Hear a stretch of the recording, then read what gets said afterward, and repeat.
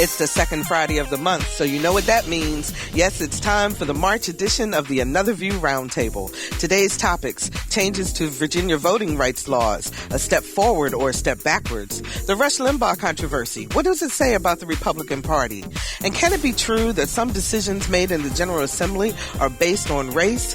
Plus, will Hollywood learn to reward black actors for positive roles? Roger Chesley, Carol Pretlow, Bill Thomas, and Wil LaVeist are here to share their wit and wisdom on these and other topics. It's the Another View Roundtable, right after this news from NPR.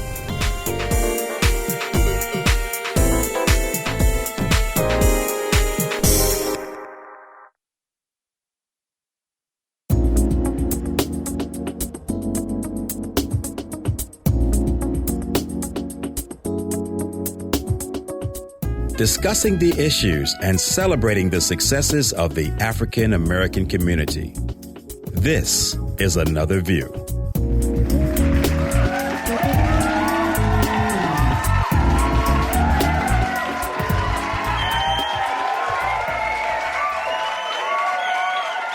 And good afternoon, everybody, and welcome to Another View. I'm Barbara Ham-Lee. Before we get started with our roundtable pundits, let me extend another congratulations to all of the community volunteers who received an exemplar award from the Hampton Roads Gazette newspaper. The award ceremony was this past Sunday, and I had the pleasure of serving as MC. The exemplar awards honor those who give unselfishly to the community and do what they can to make Hampton Roads a better place. So congratulations to all who were honored. And now I am so excited. My roundtable is back. I can't believe it. And then, believe me, people, they have already started the conversation. Let's welcome Roger Chesley, a columnist for the Virginian-Pilot. And you can read his commentary on Tuesdays, Thursdays, and Saturdays. Hey, Roger. Barbara, how are you doing? I'm doing great. How you doing? I'm doing fine. Good. Carol Pretlow is a professor of political science at Norfolk State University. Welcome back. We missed you last month. Thank you. I missed all of you. Well, with one exception. Oh, here we go. Bill Thomas is our resident conservative and community activist from Hampton. Hi, Bill. Hey, you might want to pull your mic down so people can hear you. That would be helpful. I can remember that. And I have my permission slip from Hampton to come and be on the meeting today. Oh, I forgot I don't need one.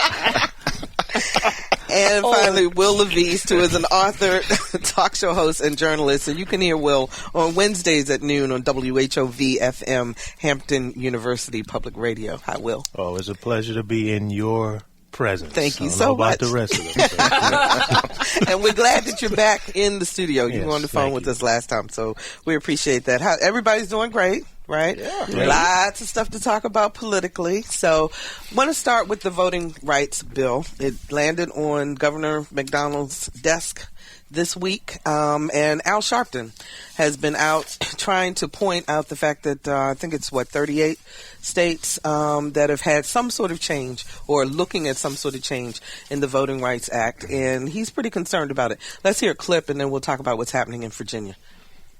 The fight for justice is alive. I've been telling you about voter suppression going on right now in America.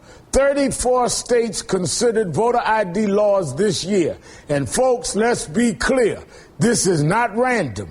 It's orchestrated by a corporate-funded right-wing operation known as ALEC that is funneling legislation to the states.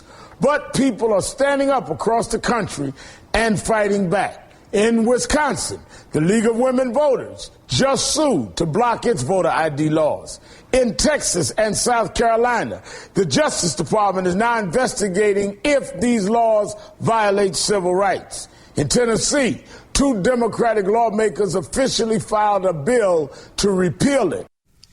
Now, our voting rights law now says that you must have ID, and if you don't have ID, you can fill out a provisional ballot. But you must return to show proper ID before your vote will be counted. Roger? Well, I think the main thing is, yes, it is. It's as much partisan related as it is race related, but because most blacks are Democrats, that's where the struggle is coming.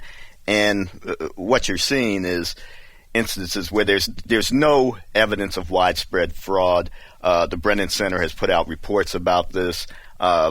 There was one report back from 2006 where it says that from 2002 to 2006, there were a total of 86 individuals nationwide who have been convicted of federal crimes relating to election fraud out of 196 million votes cast. And several of these offenses didn't even refer to ID. So we're talking about a non-problem. There's probably more concern about absentee ballots than there are by people who actually show up at the polls. But what you see is an attempt to push some groups from getting to the polls or being excited about getting to the polls. And it's a very political issue.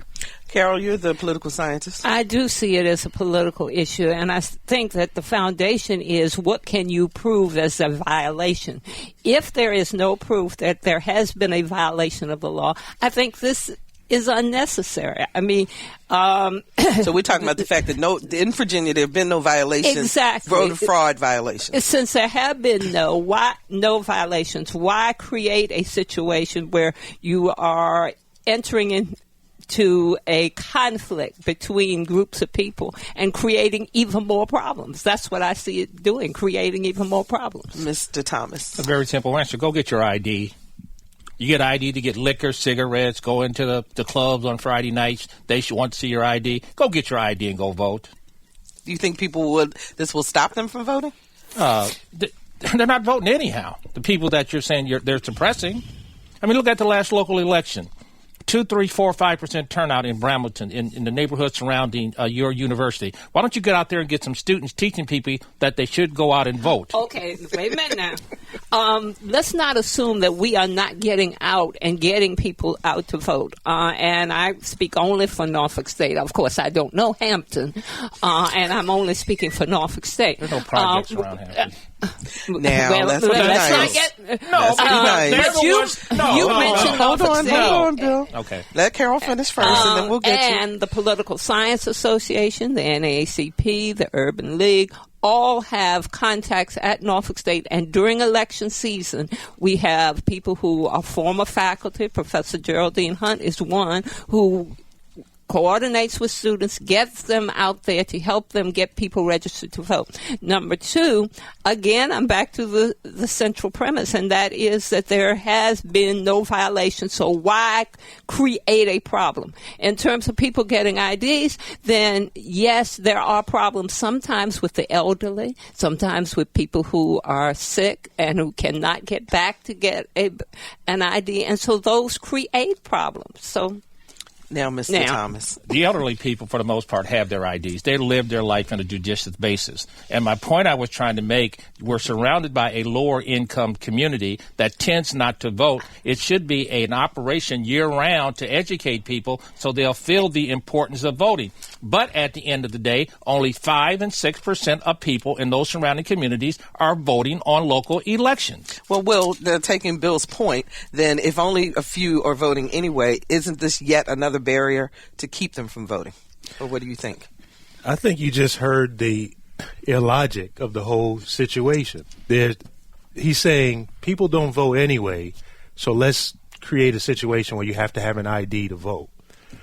How is that? How does connect that for me? I didn't say that. The problem is supposed to be that there's something illegal going on with voter fraud. So therefore, to prevent this from happening, we should require people to get IDs. We're not hearing any evidence of anything going on. And how is it that because a certain population apparently doesn't vote, how does that warrant now we should get IDs? It just opens itself up to the fact that there must be some other motive here. Well, Al Sharpton said, and I quote from an article from The Beast, the Daily Beast, he said, quote, "We made a lot of progress over the past 50 years, but it can all be taken away if we're not careful," says Sharpton, with a hint of exhaustion in voice. "We're living in a time where officials can complain about voter fraud and it's less than 1%. They can complain because it's a black president, and that's their real complaint." Well, I'd just like to make two quick points. This is what happened when Roger speaking. What happened when I asked one of the delegates who was behind one of these bills in the legislature last month. I said, "Well, what proof do you have that this is a problem?" And he said he had compiled no compiled data on the issue, And even if there were no cases of voter fraud in Virginia, I would still sponsor the legislation because it closes a potential loophole in the code.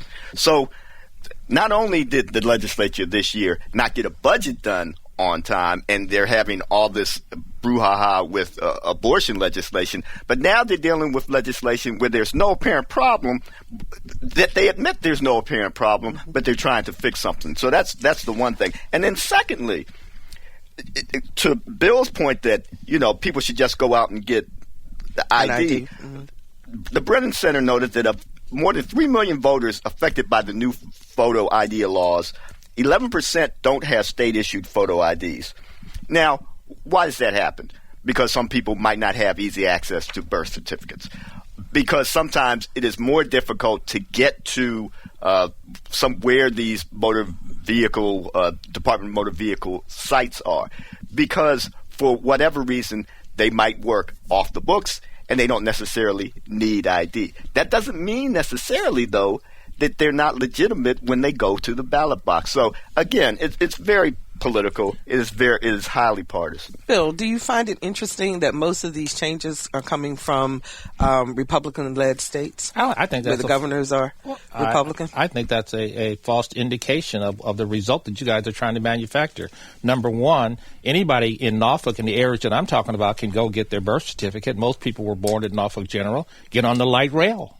Take the light rail up to Norfolk State and talk to my colleague as to why you should vote, and then keep right on down there to the health center, which is right at the end of the line, and Norfolk General, which is right at the end of the line, or get on it and go out toward Military Circle. So your argument is there is no hardship. There is no hardship whatsoever. If I go to the club, and I'm too old to be going to the club, they ask me for my ID. If I want to go buy some whiskey, they're going to ask me for my ID. In the grocery store or in the liquor store, this is something that's just absolutely stupid, and people are just too lazy to go take care of the business. And I think that, this is Roger again, I think that that's just simply nonsense. Anybody who does not have a car in this region has a hard time getting around. Bill, I don't know if you've ever been without a car for some time, but you try to get around this region without reliable transportation. Well, Carol, you personal do that transportation. all the time. I was just about to say I am one of those individuals because of a visual defect. I don't drive and don't have a car, and it is difficult. Even though you might get off of light rail, there's a long distance to walk to other sites. Now, I'm not familiar with the hospital and medical facility sites, but I do know from going to Norfolk State and other places that it's not just right there that you can get it. And I don't think that, I think people who don't have IDs, there are a number of reasons. I think the birth certificate reason is a valid one because I don't know the percentage of people who live around Norfolk State who were not born in this region, and that's an interesting point. I'd have to do research on that. Okay, Lisa joins us from Norfolk. Hi, Lisa, you're on the air.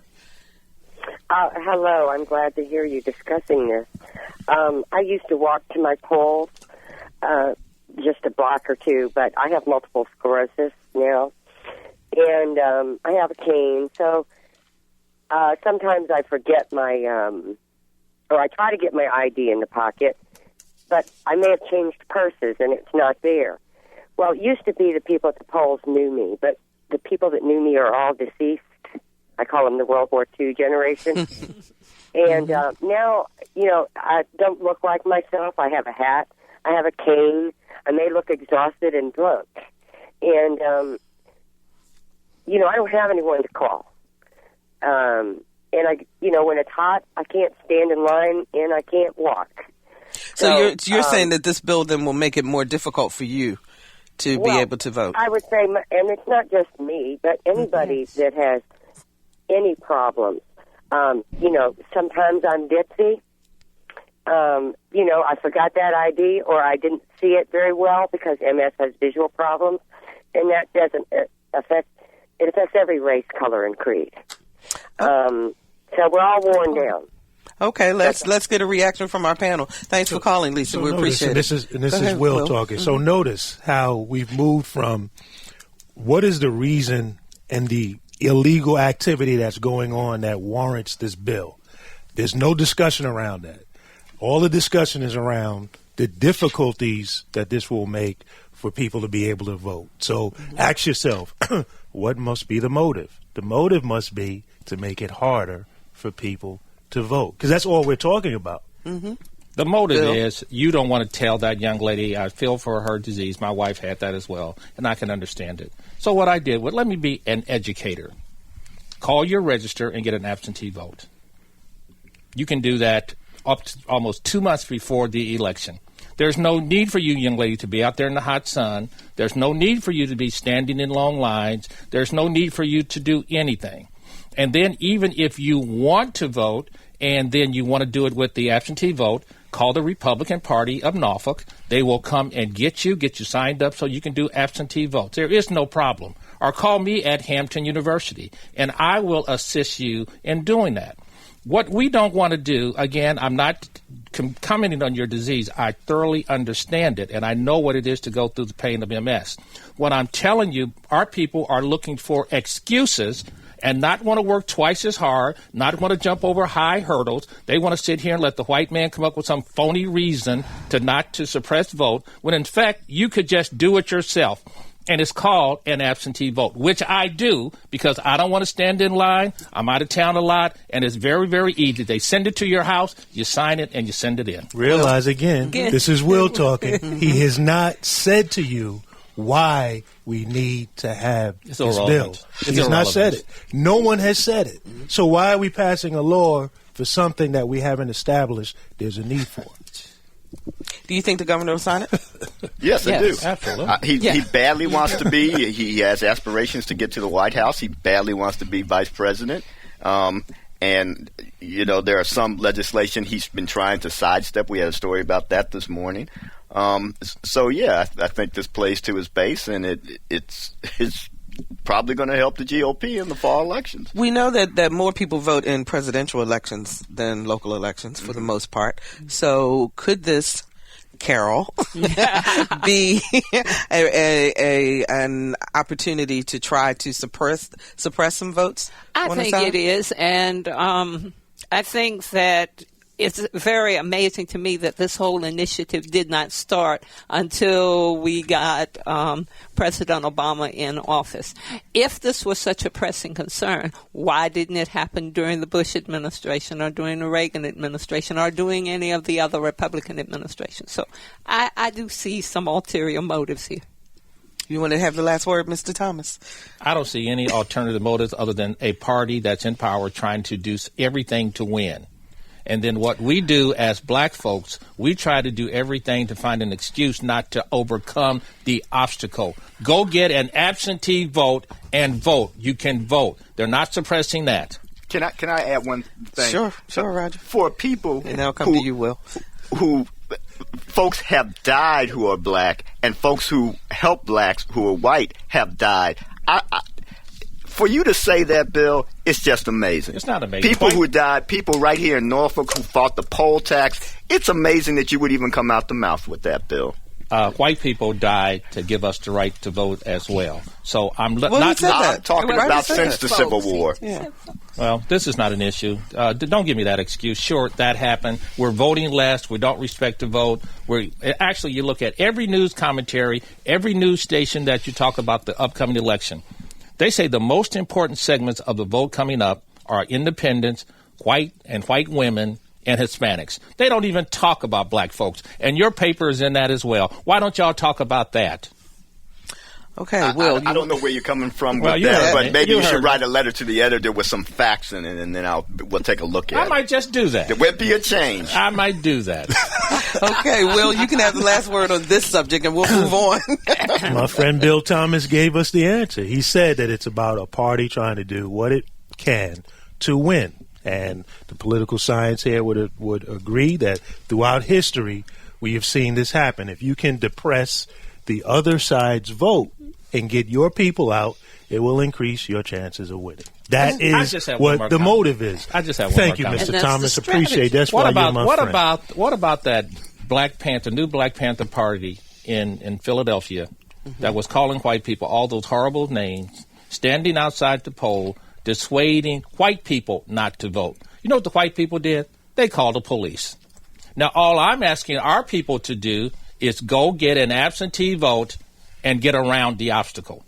So you're just saying work around it. That is correct. Rather than not have it get the job done. But the issue is our legislature setting forth a bill to fix a problem that doesn't exist. Actually, I don't that see... That have anything to do with the Black Panther Party. That's I haven't seen our black legislators as a group stand up and say, we're not going to go with this, Mr. Governor, and if you don't do this, or if you do this, we're not going to accept your budget.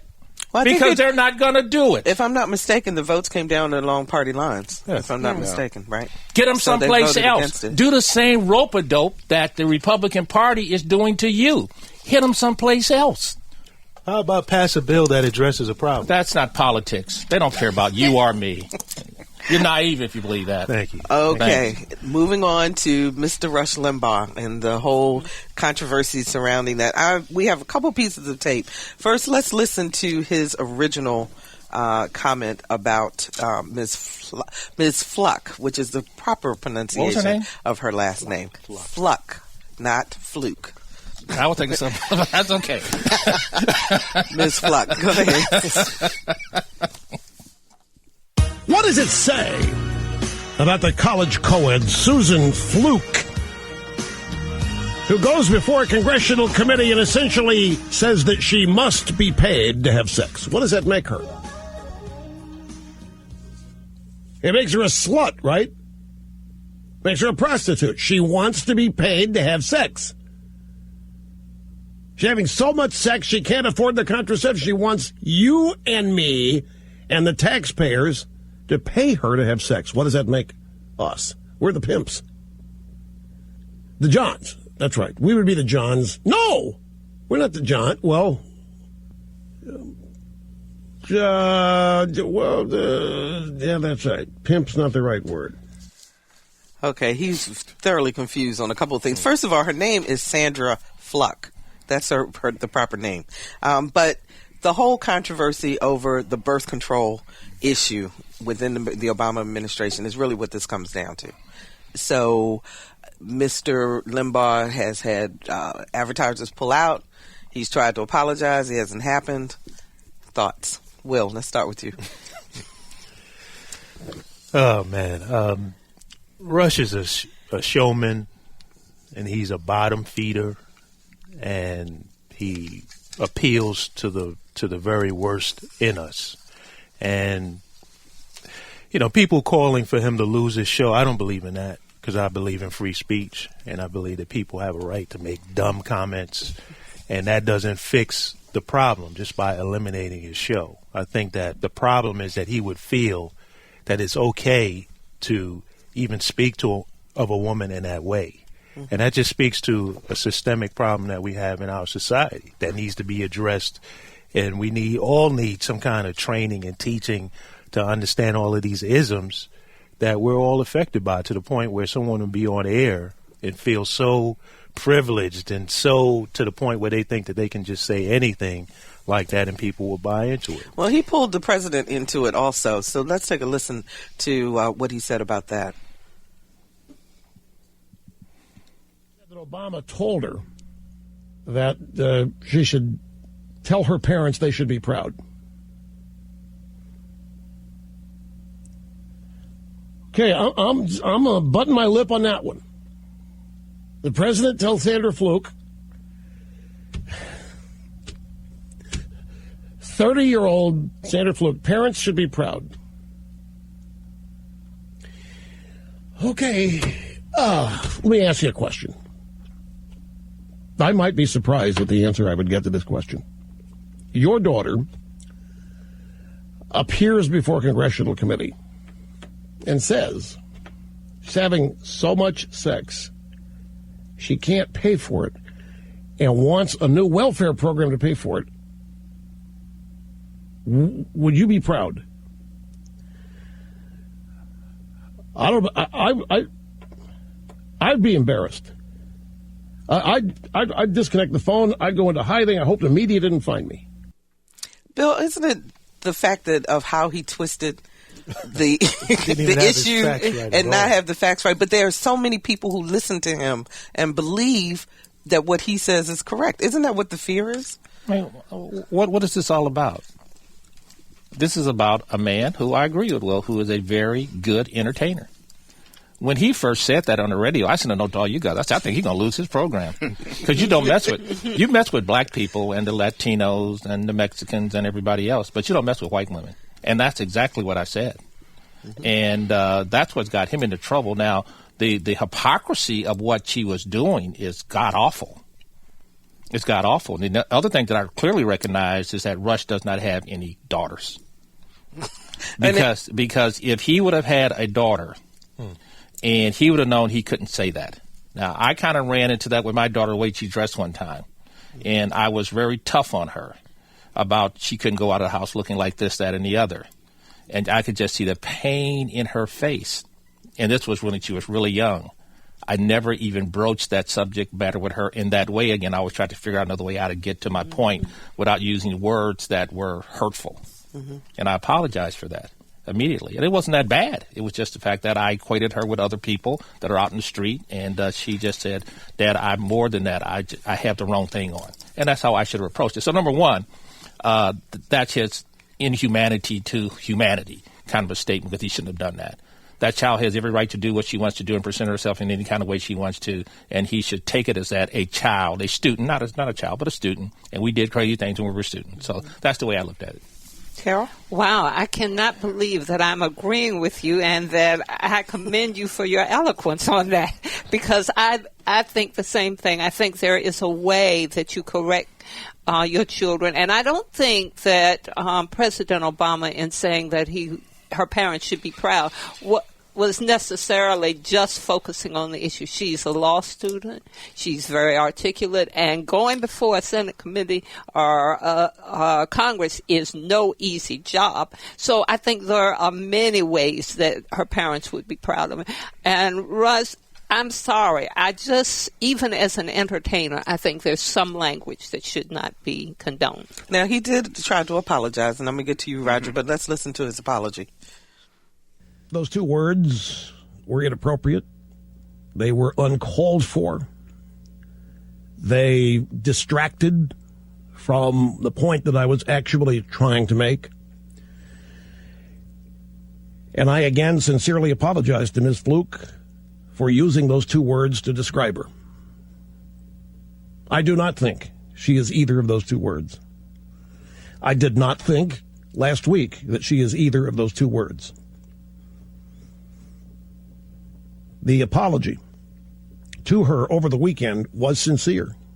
It was simply for using inappropriate words in a way I never do. And in so doing, I became like the people we oppose. I ended up descending to their level.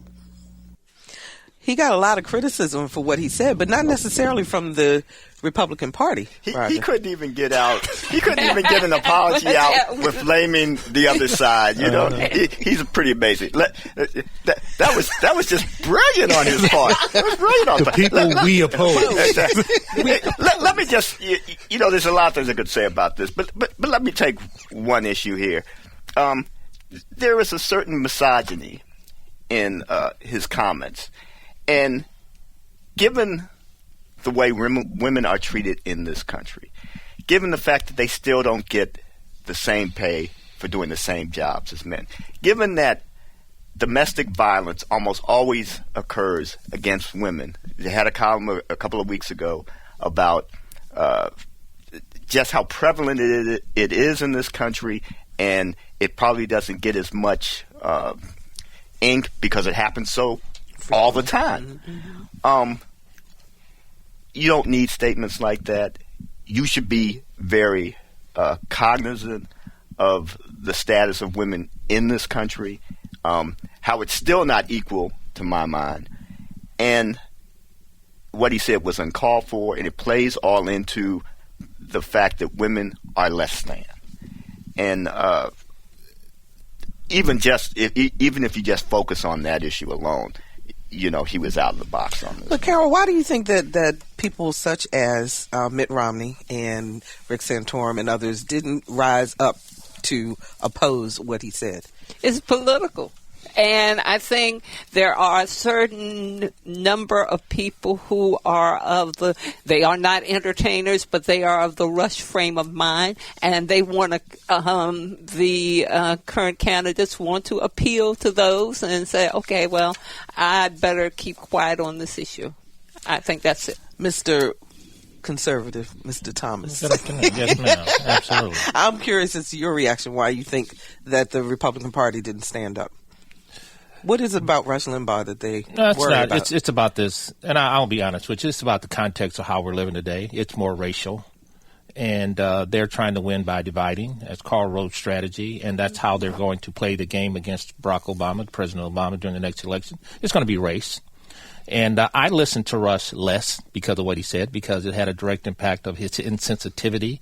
He's smart enough to have figured that out. It's insensitive to black folks. Now, and I'm putting it in this context, it's because if this has already been around, this is the second time around on this. I can't remember the guy who called the basketball player. Don Imus. Mm-hmm. What do you call them? Whores and jigaboos and hoes and everything. So this is not anything that he or his staff should have not picked up on to say that, no, we can't do that. But because there is this sense of true racism, not a race card, but racism, that's being acted out in the Republican Party to win an election, I think is totally unprincipled. And I think that is what it is, and I think they're looking to do this, and they have a good chance of winning with against Mr. Barack Obama with this strategy, because they're going to incite all of the folks that have the same kind of mentality that he feels he can do this kind of thing. The only thing that he did wrong this time, and that's why I'm calling it a facts-based, in my judgment, race issue, because this time he messed with the wrong people. He messed with white women. If this would have been a black lady up there from Harvard doing that, we would have very little told, but it would not have been in the same context. But it's that made it, and it plays out the whole context of where this race is going, and that's why I've kind of stepped back to look at it and say I'm not happy with this. It's not a good thing. I don't necessarily agree, Barbara, on everything that Bill has said. For one, it was very ironic that all of a sudden Rush is this great moralist passing judgment on somebody else. So that's one thing.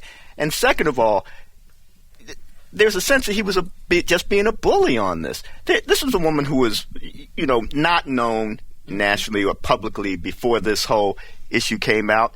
And that was the thing, going back to the Imus comments against, I believe it was the Rutgers basketball team. Mm-hmm. You're talking about people who basically are powerless and very limited public figures. And you have somebody just, beating up on that. Now, us around the table, we could take it. We're quasi-public figures, but not for somebody who's just your average everyday Joe or Jane, smacking them around with the weight of a national radio broadcast that Rush has. And it was just way out of the box. Way over top. If you're just joining us, it's the Another View Roundtable with Roger Chesley, with the Virginian-Pilot, Carol Pretlow from Norfolk State University, Bill Thomas, our community activist from Hampton, and Wil LaVeist, author, journalist, and talk show host at WHRV in Hampton. Well, you have been quiet on this subject, so let me get your thoughts. I said earlier, that it's very much systemic, and all of my panelists have said that in varying ways, that this is a systemic issue, and this is how it bleeds out when, he feels empowered that he can just talk about women in any kind of way. And then it has all these veiled references. It does have veiled references to race. President Obama's mother is white. President Obama's mother must be of the same ilk of this young woman. They are not ignorant and oblivious to what they're doing. Wow, Rush that's knows a point I had exactly not thought about. What he is doing. He is a showman. He is part of the overall strategy that feeds to the lowest level common denominator of race and fear among white people. He knows that's his job, and he makes millions of it at it. He has nothing in common with the white blue collar worker in Ohio. He is nothing, and he knows that. And he's going to the bank every night, going to the bank with a smile on his face, taking his pills, doing all of that, and has no concern about what it means overall for our country. Zero concern. He's going to the bank. And people ought to realize that this is what he is doing and that we are all in this mess together and we all need to move forward together to make a better America. He is not part of the Better America crusade there. Crusade. He's not. He's part of the Rush Limbaugh, I'm going to get paid and pimp you all on race and hate and all of this. That's what he does. And then on some level, I don't even think he believes a lot of this stuff. You think he just says it to... Oh, he's a showman. Probably on no level, but it's not disconnected, and not that he's a bright guy. These people are very, very bright, and they think strategically long term. You think that this is just coming up, and they're just dealing this on a day-to-day basis? No, they sit and think about this stuff, and they try to figure out, the one thing that I know that in radio you want to attract the largest office and you want to, the audience, and then you don't want to lose the license. That's what I was always told when I was there. Just do that, but those are the two things that you do. So you really have to think about what you're going to say before you put those matrix together. And I know the game. I know these people. I've known these people since 1975. I've been among them. And I'm not saying it's a race thing or a white thing or a black thing. I'm just talking about to say it's a whole emancipation of making money and dollars in America. And the only thing that I'll disagree with you on, which I agree pretty much with everything you said, is that that's okay. But when you started messing with the elements of the poorest and the downtrodden and the beat or even the powerless, Roger, what you did say about the ladies at Rutgers and this lady that was standing before Congress, they're all human beings. And just because she's rich and powerful and goes to one of the top 15 law schools in the country doesn't make her any less unaffected by what they said about the ladies at Rutgers basketball team. I just want to correct you. I don't think there's anything wrong with you making money and building wealth, how you decide, as long as you're not breaking any laws. All right. I don't think there's anything wrong with that. I'm just trying to let the listeners know that Rush has decided that this is how I'm going to make my millions. I'm going to pimp you and your fears, and I'm going to feed them, and I'm going to go to the bank, and I'm going to get paid while you wallow in your personal mess, and that's what he's doing. So, Carol, is it frightening that there are so many people who don't recognize what Wil is saying? Yeah, I think that we tend to be people who we take the media as gods, and here's the information. Oh, they said that, so it must be true, and we don't evaluate or think strategically what is the party interest, what are the racial dynamics, what are the long-term effects of this. We don't think about that. We just like, wow, this is what it said, and it's an immediate sensation. If it were not an immediate sensation, then people like Rush Limbaugh wouldn't even have an audience. It wouldn't even be where they are, because it's like, okay, we want straight, solid news information. We do not want your spin on it. We want, tell me, I don't know if journalists still use this, the who, what, when, where, and why. Tell me that, and your personal opinions, I don't care about. Well, we have a lot of personal opinions, but I want to move on. Bill, you wrote an op-ed recently about some things that you noticed in the General Assembly in terms of the way institutions of higher learning in our area are treated. You want to talk a little bit about that? Oh, it's almost in the same kind of line, and I've noticed that as well. And with the funding and how I think, in my judgment, what I've seen over the course of the 25 years I've been in Virginia is institutionalized racism, in terms of the economics of viability of building up strategic parts of our economy that's going to be beneficial to all. That has been clearly unbalanced.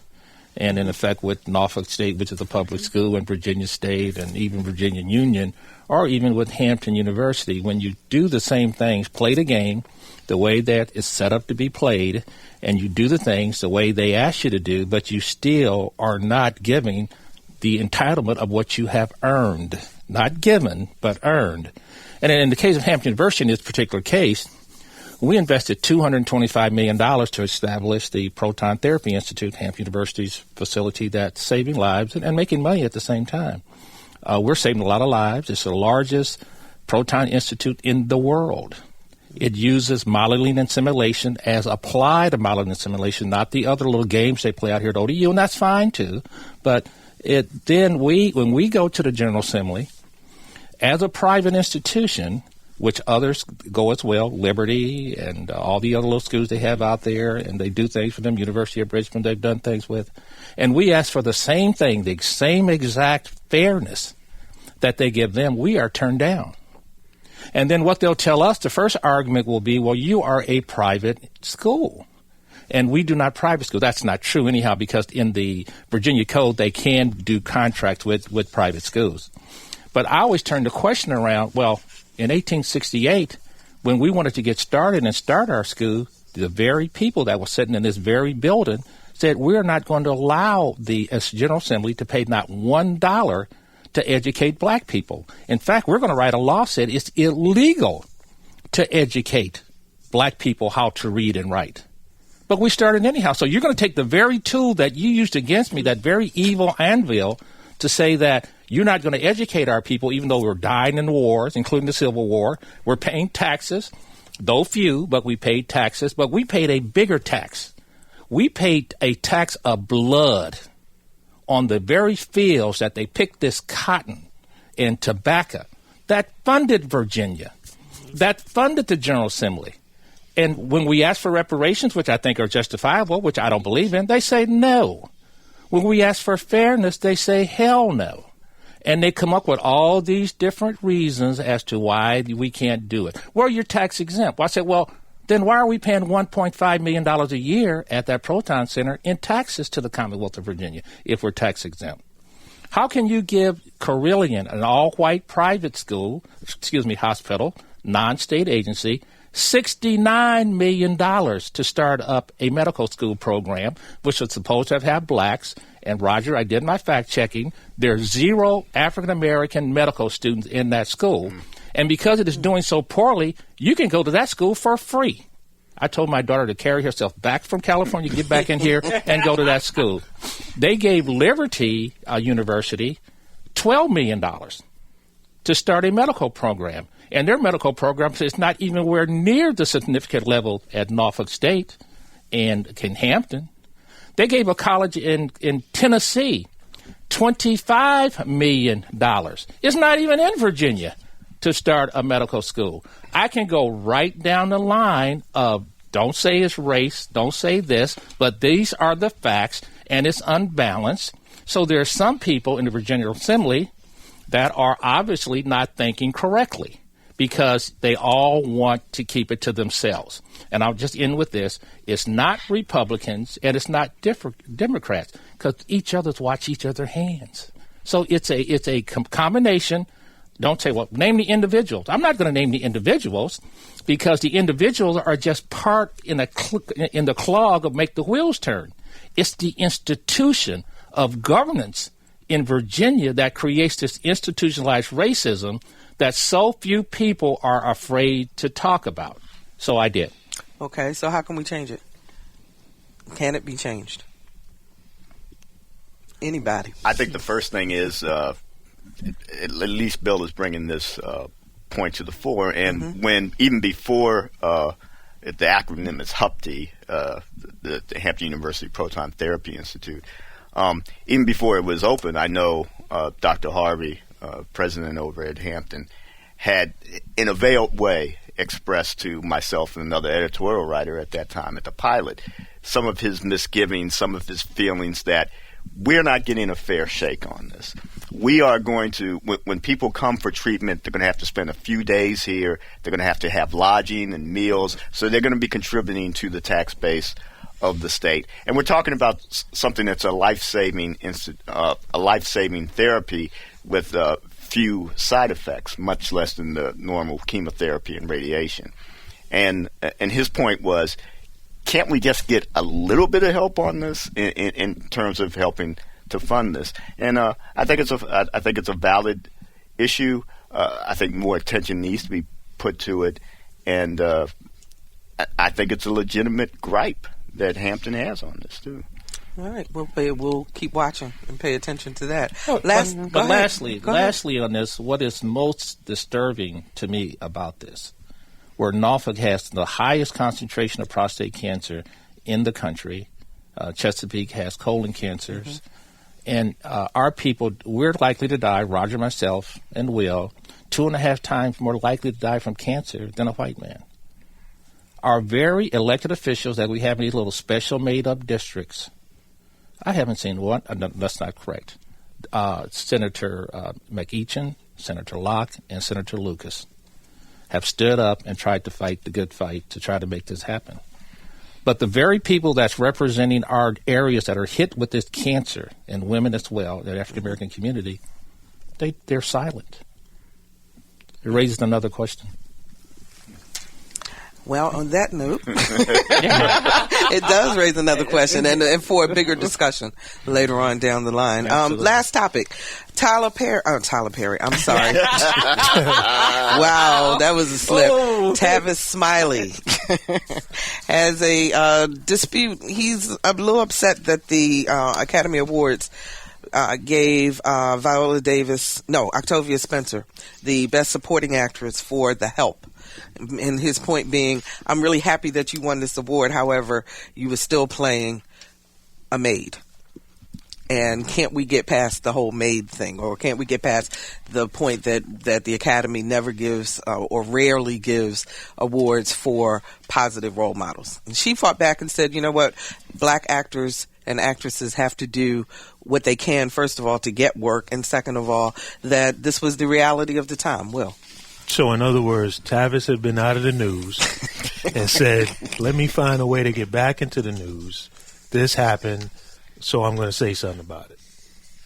I mean, come on now. Again, I encourage your listeners to analyze some of this stuff that is going on. This woman played a role, did an excellent job. I saw the film.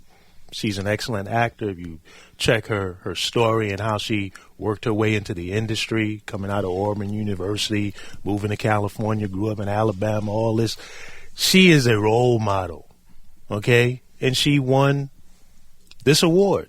Let's say a job well done, encourage her, and then let's talk to some of the power brokers that exist and look at how we can develop some other stories that are beyond just, doing a maid. As if there's something wrong with being a maid. Many of us, there's a lot of white folks that was raised by maids. There's a lot of black folks that was raised on maids. Go ahead, Carol. Yeah, I agree with you. I think the problem that I have is when, and of course, actors and actresses don't have the ability to control the industry. But I have a problem when most of the portrayals in a certain situation or in a certain time frame are of a certain caliber or lack of caliber. And I'm not saying that I don't applaud. I've known maids. I've say that people who have performed those functions are necessary functions. But I also think that we have many other heroes and heroines in this society who should be celebrated and the media should give attention to. I think my problem with The Help was the book itself. And as I read it, and fortunately you pointed out some things to me about it, I was dumbfounded. First of all, I'm not sure I want a European American interpreting for me what that experience is going to be. And there is one thing to have firsthand information from the maids themselves or from someone who is writing, but to have it reinterpreted and recategorized, that. Well, one thing that we did do in our very quick research on all of this is that the African American male actors seem to get more recognition from Hollywood in terms of either Best Actor or Best Supporting Actor for more positive roles than women have gotten, at least. Roger. Well, part of that is just what roles do black women get allowed to play in Hollywood. And I know one of the things that Tavis had said was, well, one of the first Academy Award winning portrayals by a black actress was Hattie McDaniel, and now it's maids. But again, so many years later. But 1940 to 2002. Yeah, but I'm of the opinion, if it's a good role, it's a good role. And I don't necessarily expect Hollywood to show only a single interest positive character or negative character. People are very rarely that way anyway. We are usually bits and pieces of a lot of different things. And I didn't really have a problem. I didn't have a problem with Denzel winning for Training Day. I thought he was great in that role. And as one of the actresses said from The Help, hey, Charlize Theron won for her portrayal of a serial killer. Anthony Hopkins won for his portrayal of a cannibalistic serial killer. So, come on. Is this really an issue? I'm glad there are more roles out there. And to one of the things Carol said, being concerned about the author of the piece, well, isn't that on us? If maybe we need to be writing those pieces more. So maybe that's our fault. Yeah. Bill, we got 30 seconds. You got the last word. No, the last word real quickly. Let me mention Delegate Mamie Bacot, too. It's been very helpful to us. I didn't want to do that. But real quickly on this, I agree with my colleagues here. It's nothing. Tavis Smiley is a taker, and he always will be. And I just think we ought to realize it for what he is. Okay. With that, that's the last word for the March Roundtable. We'll see you guys in April. That's Roger Chesley with the Virginian-Pilot, Carol Pretlow with Norfolk State University, Bill Thomas, our community activist from Hampton, and Wil LaVeist, author talk show host from Hampton University. And we'll be right back. But we are sick and tired of hearing this song, telling how you are gonna change right from wrong. 'Cause if you really want to hear our views, you haven't done nothing.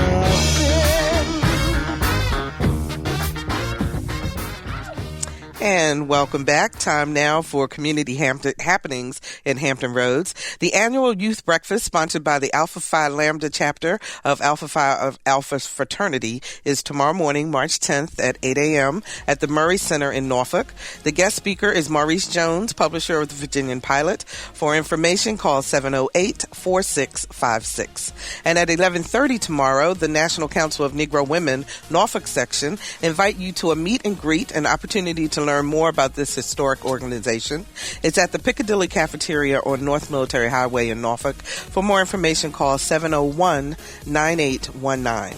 All next week, Norfolk State University celebrates the inauguration of its president, Dr. Tony Atwater. But Dr. Atwater will tell you that it's a celebration of NSU and its commitment to the community. There are several activities, but two I want to bring to your attention.